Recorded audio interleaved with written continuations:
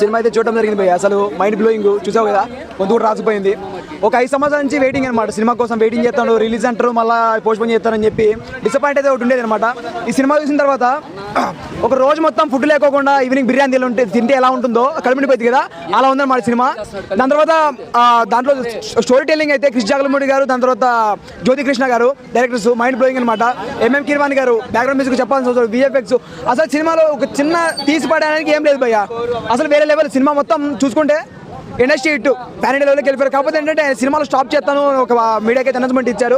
దయచేసి చెప్తా ఉన్నాను పవన్ కళ్యాణ్ గారికి, దాని తర్వాత పవన్ కళ్యాణ్ అభిమానులు రిక్వెస్ట్ చేయాలన్నమాట, మాలాంటి వాళ్ళు సినిమాలు స్టాప్ చేయకూడదు. ఆయన ఉన్నంతకాలం సినిమాలు చేస్తూనే ఉండాలి, చేతూనే ఉండాలి. ఆ రాజకీయ పరంగా ఓకే ఫైన్. ఇంకోటి చెప్తా, హరిహర వీరవరమూరు క్యారెక్టర్ ఏదైతే ఉంటుందో అదే క్యారెక్టర్ ఏపీలో చేస్తా ఉన్నాను అనమాట. అంతే, ఇక్కడ మంచి ఎత్తుండు, అక్కడ దానికంటే మంచి ఎత్తుండు. ఇది రియల్ అనమాట, వేరే లెవెల్.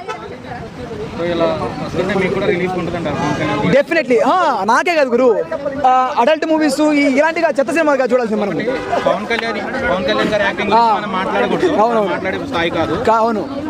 పవన్ కళ్యాణ్ గారు కాకుండా మిగతా క్యారెక్టర్లకి న్యాయం జరిగిందా?